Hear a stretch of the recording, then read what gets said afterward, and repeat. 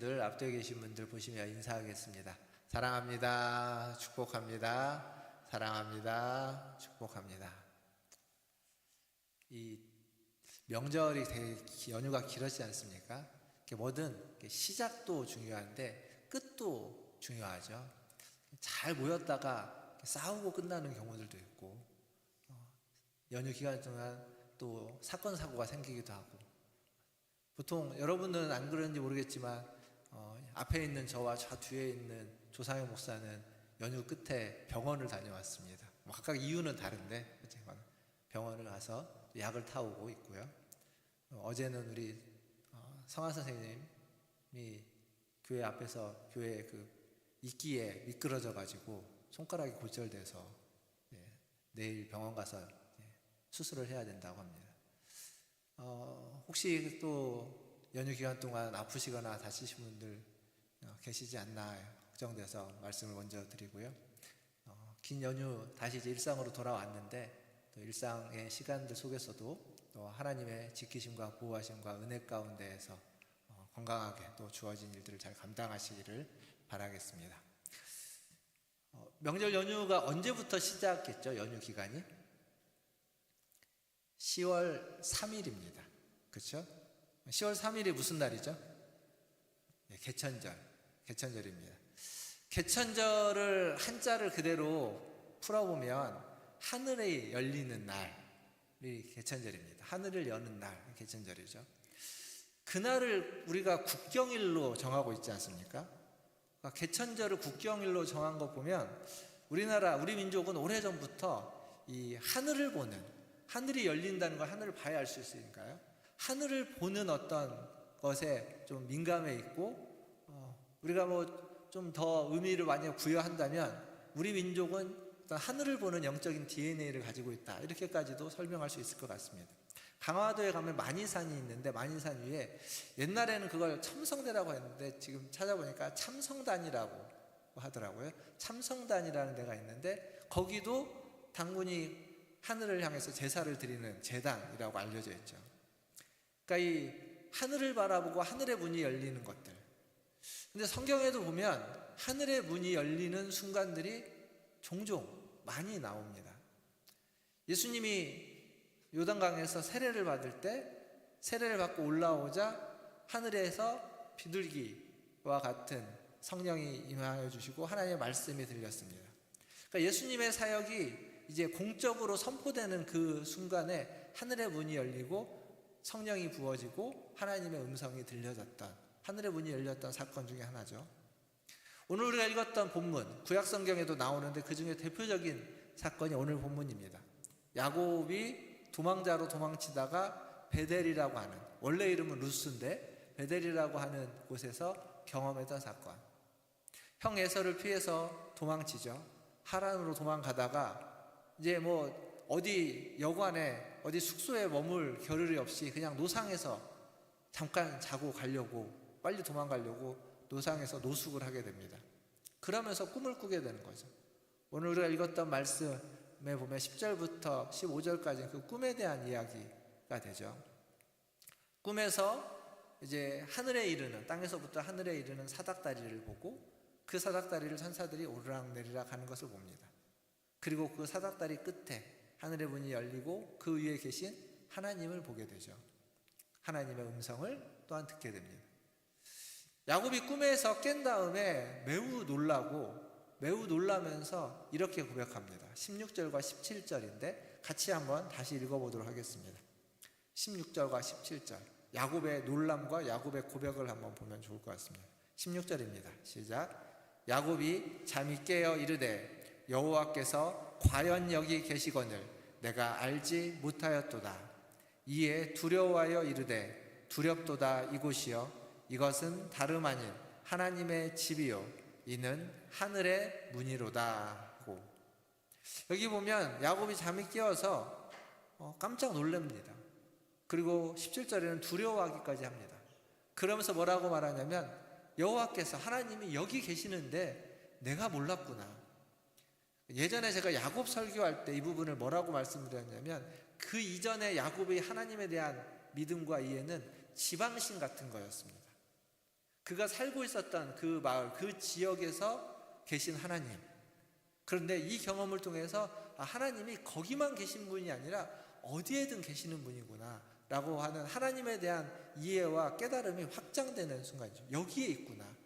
근데 이 말은 여기에만 있다는 게 아니라 어디에든 계시는, 내가 가는 곳, 앞에서 보면 너가 어디를 가든지 너와 함께 하겠다라고 하나님 말씀하신 것처럼 어디를 가든지 하나님은 계시는구나 라고 하는 걸 야곱은 고백하는 거죠.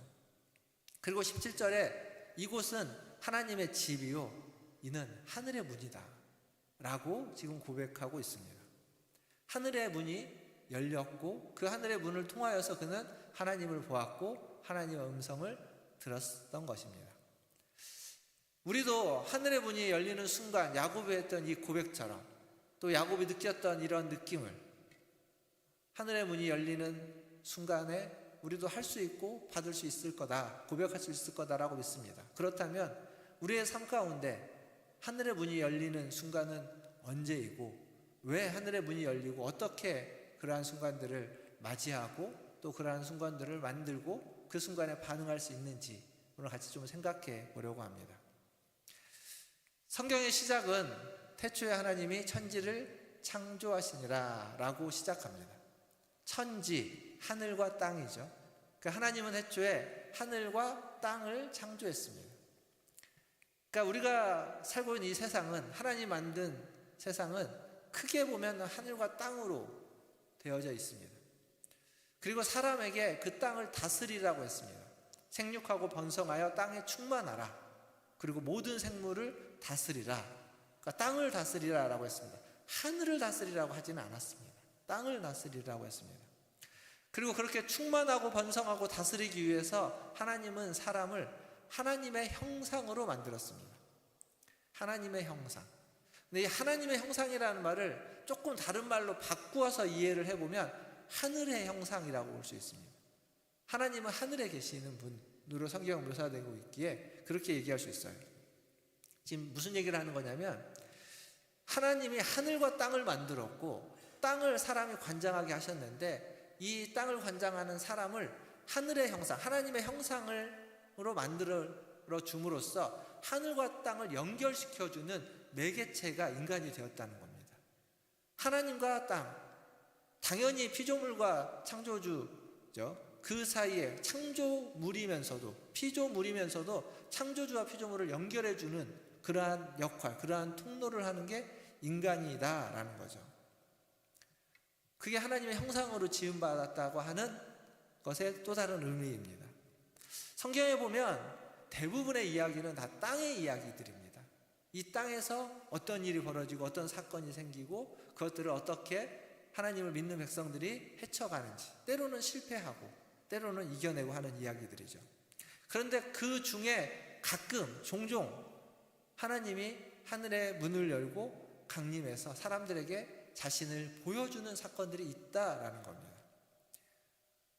그리고 성경의 마지막 이야기 요한계시록에 가면 어떤 이야기가 나오냐면 우리가 잘 아는 것처럼 아예 그 하늘이 거룩한 성 예루살렘이라고 하는 그 하늘이 그냥 땅으로 내려오는 사건이 요한계시록에 있습니다.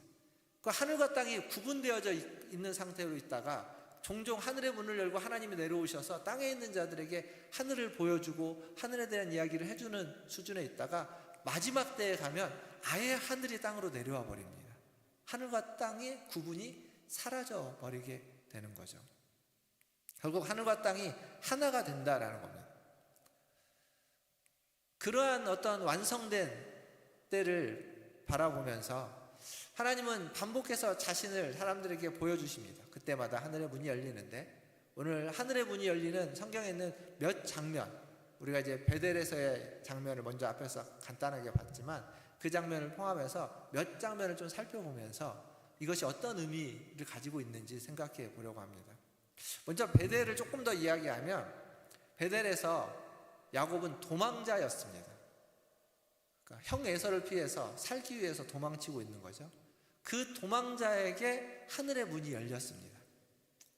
하나님은 베델에서 야곱에게 자신을 나타내셨고 그리고 야곱에게 말씀을 하십니다. 근데 이 말씀이 야곱에게 새롭게 주어지는 말씀이 아니라 이미 아브라함에게 했던 언약의 말씀을 그대로 하고 있습니다.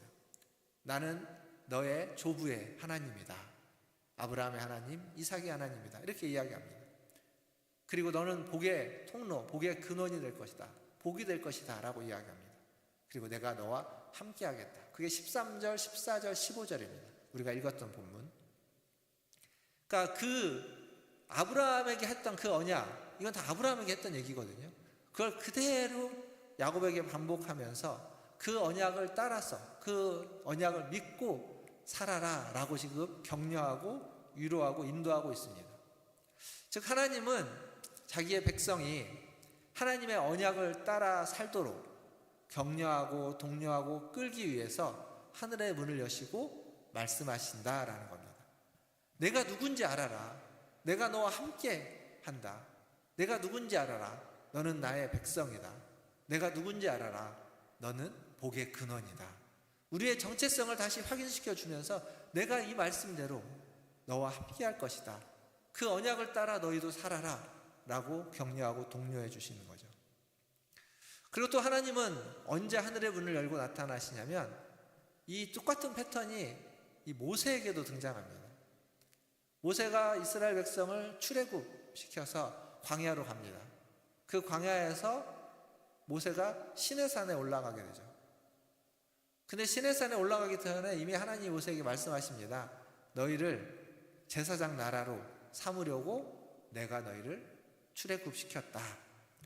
근데 그 제사장 나라가 어떤 나라인지 구체적인 내용을 하나님의 율법을 받기 위해서 모세가 어디로 가냐면 시내산이라는 곳, 호렙산이라는 곳으로 올라가게 됩니다. 그곳에서 모세는 하나님을 만나고 하나님을 뵙고 하나님의 말씀, 율법을 받게 되는 거죠. 하나님의 율법만 받는 것이 아니라 하나님의 집을 보고 그 청사진에 대한 말씀도 듣고 내려와서 만든 것이 성막입니다. 성막. 그러니까 성막의 청사진을 거기에서 보게 되는 겁니다. 우리가 이제 성막에 대한 얘기를 길게 했는데 성막, 텐트로 지어진 거라고 했죠. 천막입니다. 천막. 근데 그 성막의 이름을 다른 이름으로 회막이라고도 부른다고 했습니다. 이 회막이라는 말은 만남의 장소라고 하는, 만남의 텐트라고 하는, 만남을 강조하고 있다라는 거죠. 그러니까 성막은 결국 만나는 장소입니다. 누구와 누가 만나는 거냐면 하나님과 인간이 만나는 장소입니다. 하늘에 계신 하나님이 하늘의 문을 열고 땅에 있는 인간을 만나기 위해서 내려오는 곳입니다. 그러니까 성막에서 하나님을 만난다는 건 하늘의 문이 열리는 순간이라는 이야기가 되는 겁니다. 하나님 내려오시니까. 땅에 있는 우리가 아직 올라갈 수 없기 때문에 하나님이 내려와서 그곳에서 만나는 거죠. 제가 고등학교를 졸업하고 이제 서울로 학교로 대학을 오게 됩니다. 학교를 다니는데 총신대를 다니다가 제가 이제 그 고등학교 때부터 알았던 전도사님이 그 상계동에 있는 어떤 교회로 이제 사역을 가신대요. 그래가지고 같이 가자고 해서 그 전도사님 따라서 거기를 갔습니다. 그때 상계동은 지금처럼 이렇게 개발되어 있을 때가 아니에요. 부분만 개발되어 있을 때인데 어쨌거나 이제 거기를 가서 한 학기를 다니고 그 로이보다 조금 더 어린애들 반을 제가 맡아가지고 한 대여섯 명 데리고 이렇게 쫄래쫄래 데리고 어디 가서 예배도 드리고 놀기도 하고 그랬던 적이 있는데, 근데 이제 여러 이유가 있었는데 한 학기를 그렇게 교회를 다니다가 이유 때문에 여름방학 때쯤 해서 이제 그 교회에서 나오게 되었습니다. 나오니까 이제 갑자기 다닐 교회가 이렇게 좀 어디를 가야 되나 막 그런 생각이 들잖아요. 그러다가 제가 이제 오랫동안 다녔던 온누리교회 대학부를 가게 됐습니다. 제가 갔을 그때 대학부 예배는 토요일 날 있었습니다. 토요일 날 한 오후 4시, 2시, 3시, 4시 이때쯤 있었던 것 같아요. 오후에 있었는데 제가 간 그 주는 보통 이제 원래 예배를 211호라고 하는 2층에서 예배를 드렸는데 2층 방에서 예배를 드렸는데 그 주는 본당에서 예배를 드렸습니다. 2층 방이 뭘 써야 돼서 본당에서 예배를 드리는데 뭐 인원이 그렇게 많지 않죠. 본당은 큰데 인원이 많지 않으니까 이제 넓은 곳에 이제 횡하게 앉아서 예배를 드렸습니다. 전 처음 가서 예배를 참여했고, 그리고 어떻게 하다 보니까 앞에서 인사도 하게 됐습니다. 새로 왔다고, 처음 왔다고. 근데 제가 예배를 드리면서 그런 걸 느꼈어요. 그 넓은 본당에서 횡하니 아는 사람, 진짜 아는 사람 한 명도 없이 간 거거든요. 다녀본 사람도 없고 아는 사람도 한 명도 없이 그냥 갔는데, 찬양도 되게 낯설고 분위기도 낯설고 모든 게 낯선데, 근데 거기에서 예배를 드리면서 내가 혼자가 아니구나, 내가 혼자가 아니라는 걸 느꼈습니다. 분명 낯선데 잘 왔구나 라고 하는 생각. 내가 혼자가 아니구나, 내가 신앙생활을 혼자 하는 게 아니고 여기 이들과 함께 할 수 있겠구나 라고 하는 생각이 들었습니다.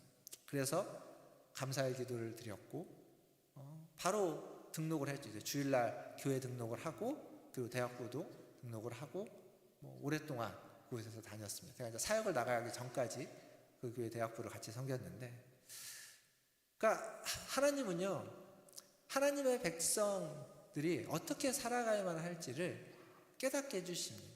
알려주십니다. 그 알려주시는 그 순간, 깨닫게 해주는 그 순간이 우리의 눈에 보이지는 않지만 하늘의 문이 열리는 순간이라고 저는 생각합니다. 베델의 사건도 그랬고, 시내산에서 모세가 하나님에게 말씀을 받는 사건 또한 동일합니다. 그리고 성막이 말해주는 것 또한 하나님을 만나는 그 순간이 하늘의 문이 열린 순간이다 라고 말해주고 있습니다. 또 하늘의 문이 열린 장소가 있습니다. 거긴 어디냐면 모리아산입니다. 모리아산. 아브라함이 자기의 아들, 100세에 낳은 아들 이삭을 바치려고 했던 곳. 그러니까 그는 아브라함을 생각하면요, 대단한 사람이긴 한데 처음부터 그렇게 대단하진 않았습니다. 분명 하나님의 부르심을 따라서 갈대아 우르를 떠나서 가나안 땅으로 옵니다. 하나님의 말씀에 순종해서 왔습니다. 그런데 그 가나안 땅에서 어려움이 있으면 그는 애굽으로, 다른 곳으로 가서 도움을 청합니다. 도움을 청하러 가면서 자기의 아내를 누이라고 속이기도 하고 거짓말도 하고. 그러니까 아브라함이 처음부터 믿음이 대단했던 사람이 아닙니다. 분명 부르심에 응답하기는 했지만 이런저런 이유로 인해서 하나님을 온전히 신뢰하지는 못하는 모습이 아브라함의 삶 가운데 많이 등장하고 있습니다. 그러던 중에 선택의 기로에 서게 되는 거죠. 100세에 낳은 아들, 100세에 낳았다는 것만으로도 대단한 건데, 근데 여전히 아브라함에게는 온전한 하나님에 대한 신뢰가 있지 못했던 것 같습니다. 그래서 하나님이 그를 시험합니다. 100세에 낳은 아들을 바치라는 거죠. 아들을 바칠 것인가, 아니면 그 아들을 지킬 것인가. 선택의 기로에 있는 겁니다. 아들 대신 양을 갖다가 바칠 수도 있을 겁니다. 근데 그 시험 앞에서 아브라함의 선택은 하나님의 말씀에 순종하고 하나님을 경외하기로 선택하는 거죠. 그 뒤에 하나님 아브라함에게 그렇게 얘기하죠. 내가 내 아들, 네 독생자를 바치는 걸 보니까 내가 나를 경외하는 줄 이제야 알겠다. 그렇게 이야기합니다. 아브라함이 하나님을 경외하기를 선택합니다. 하나님의 말씀에 순복한 순간이죠. 그래서 이삭을 눕히고 잡으려고 칼을 드는 순간 하늘의 문이 열립니다. 그리고 하나님이 득달같이 나타나셔서 아브라함아 아브라함아 2번 부르고 그를 멈추게 하죠. 그리고 예배해 놓은 제물을 보여주고 그걸로 대신 제사를 드리게 합니다. 하늘의 문이 열리는 순간입니다. 근데 하늘의 문이 왜 열렸을까? 하나님의 뜻에 순종해서 자신의, 이게 아브라함이 이삭을 잡으려고 하는 거지만 생각해 보십시오. 만약에 잡았다면 그건 이삭도 이삭이지만 아브라함은 어떻게 될까요? 그 아버지는. 그 아버지도 죽는 거랑 똑같을 겁니다. 그러니까 자기 자신을 바치는 것과 진배 없는 순간이겠죠. 그런 하나님의 뜻에 자기를 바치는 그 순간 하늘의 문이 열리고 하나님이 강림하시는 겁니다. 이러한 순간들이 또 여러 군데 나옵니다. 넘어가서 또 다른 순간을 하나 생각해 보면 신약에 예수님 앞에서요, 예수님이 요단강에서 세례를 받고 올라왔을 때 하늘의 문이 열리고 성령이 임하는 것들에 대한 얘기를 했는데, 그 외에도 또 있습니다. 17장에, 마태복음 17장에 가면 예수님이 변화산에서 변형되는 모습이 나옵니다. 그리고 하늘의 문이 열리고 하나님이 그곳에 임재하시면서 제자들에게 하나님이 말씀하시죠. 하나님의 음성을 제자들이 듣게 되죠. 근데 재밌는 건 요단강에서 세례를 받고 올라왔을 때 하늘에서 들려진 음성과 그리고 변화산에서 하늘에서 들려진, 제자들에게 들려진 음성이 똑같습니다. 마태복음 3장 17절에 뭐라고 되어 있냐면 이는 내 사랑하는 아들이요 내 기뻐하는 자라. 그렇게 세례를 받고 올라왔을 때 하늘에서 음성이 들립니다.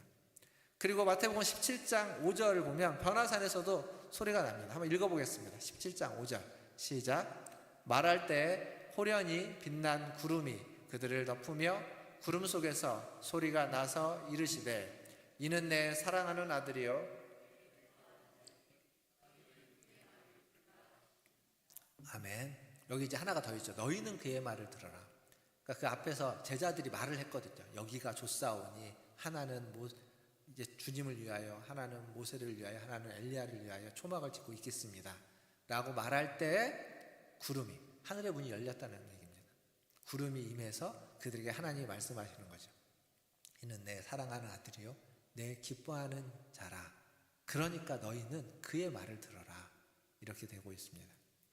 그러니까 요단강에서 하늘의 문이 열렸던 것처럼 변화산에서도 하늘의 문이 열렸고 그리고 그들에게 말씀하십니다. 그러니까 하늘의 문을 열어서 하나님의 뜻을, 하나님의 계획을 말씀하시고 그 말씀에 순종하라고 이야기하고 있습니다. 뿐만 아니라 감람산, 예수님이 부활하고 승천하셨을 때 승천해서 어디로 갑니까? 하늘로 가죠. 그때도 하늘의 문이 열리는 순간이라고 말할 수 있습니다. 그 모습을 예수님을 따랐던 제자들은 다 봅니다. 근데 마태복음에 되게 재밌는 구절이 하나 있습니다. 예수님이 하늘로 올라가는 모습을 보는데 하나님 예수님 올라가시는데 그 밑에 있는 사람들이 그 중에 의심하는 자도 있더라. 이런 구절이 하나 있습니다. 지금 눈으로 보고 있는데도 의심합니다. 그게 연약한 우리들의 모습인 거죠.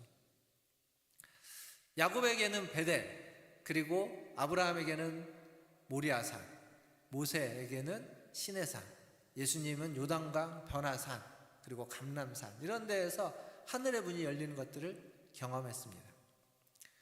근데 예수님이 승천하신 후에 그 다음에 하늘의 문이 또 언제 열리냐면 사도행전 2장 2절에 가니까 오순절에 마가의 다락방에서 하늘의 문이 열립니다. 같이 한번 읽어보겠습니다. 사도행전 2장 2절입니다. 시작. 호련히 하늘로부터 급하고 강한 바람 같은 소리가 있어 그들이 앉은 온 집에 가득하며.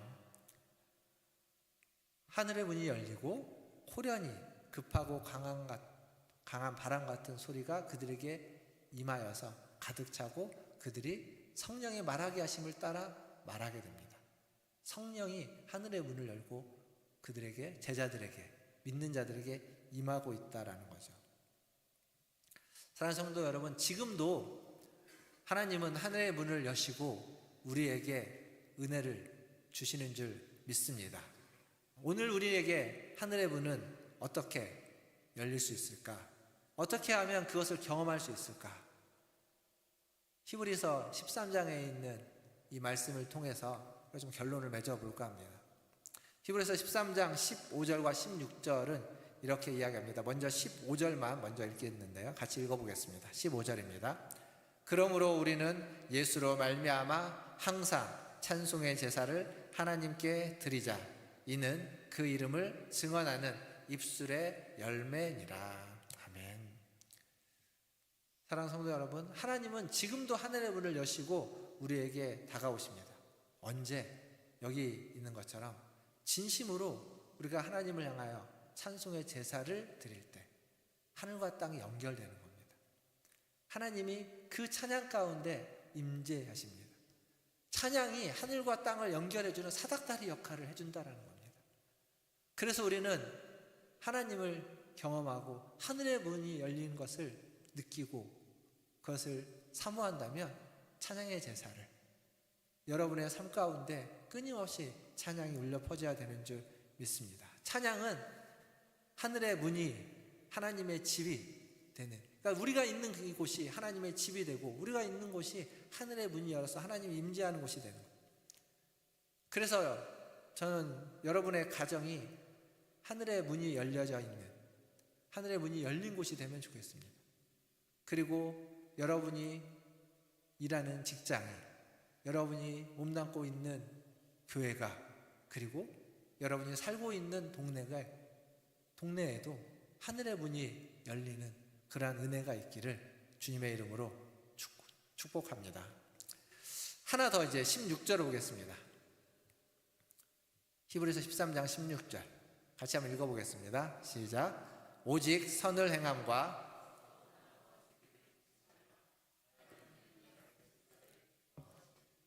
아멘. 여기 선을 행함과 나누어 주는 것입니다. 하나님이 이 같은 제사, 이게 제사라고 얘기하고 있어요. 선을 행하고 나누어 주는 것. 그러니까 찬양만이 제사가 아닙니다. 앞에서 분명히 찬양의 제사를 이야기했지만 찬양만이 제사가 아니라 선을 행하고 나누어 주는 것도 제사다. 그리고 그것은 하나님이 기뻐하는 제사다. 그렇게 이야기하고 있습니다. 결국 이 15절과 16절 두 가지를 합쳐보면 뭐냐면 입술로 드리는 제사, 말로 하는 것이 필요합니다.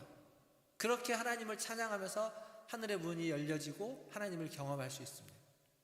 그런데 거기에서 끝나는 것이 아니라 우리의 삶으로 드리는 제사, 선을 행하고 나누어 주는 제사, 몸으로, 물질로, 시간으로 드리는 제사를 통해서도 하늘의 문이 열리고 하나님을 경험할 수 있다.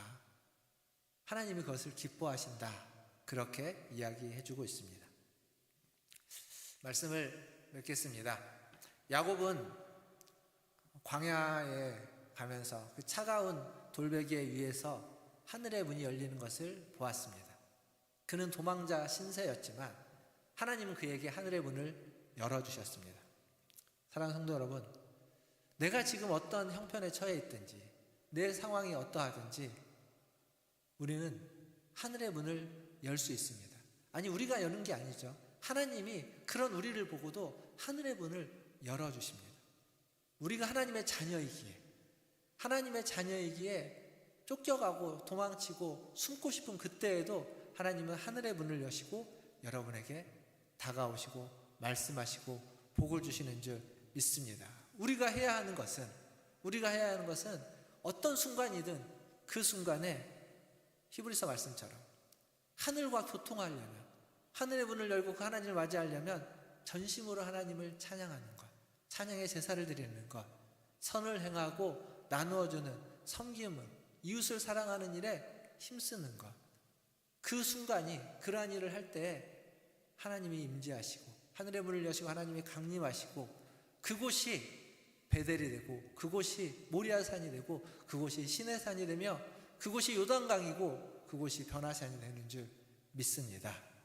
여러분의 찬양과 섬김, 나누어줌을 통해서 하늘의 문을 활짝 여시는 그러한 믿음의 생활을 해나가시는 우리 은하천 제일교회 성도들 모두 다 되시기를, 그래서 영혼과 하늘과 연결된 삶을 살아가시기를 주님의 이름으로 축원드립니다. 기도하겠습니다.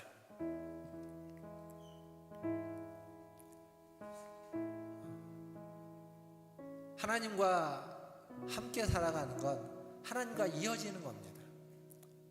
영원하신 하나님과 이어지는 겁니다. 우리는 순간적인 보여지는 시간 속에서 살아가고 있지만 우리의 삶은 영혼과 연결되는, 영혼에 되어 있는 삶이 되어야만 합니다. 그러려면 하늘의 문을 열 수 있어야 되고 하늘의 문을 열고 우리에게 오시는 하나님을 보고 느낄 수 있어야 됩니다. 찬양을 통해서, 그리고 하나님이 기뻐하시는 제사인 선을 행함과 나누어주는 섬김을 통해서 우리는 그 하나님을 보고 하나님과 연결될 수 있는 줄 믿습니다. 오늘 기도하실 때 주님 오시는 그날까지 주님, 우리 모두가 내가 하늘의 문을 여는 자로 성령 충만하게 살아갈 수 있도록 주님 나에게 은혜 베풀어 주시고 성령을 부어 주시옵소서. 삶을 통하여 하늘의 문을 활짝 열어 살아가는 자가 되게 하여 주시옵소서. 같이 함께 기도하며 나아가겠습니다. 하나님 아버지 감사합니다.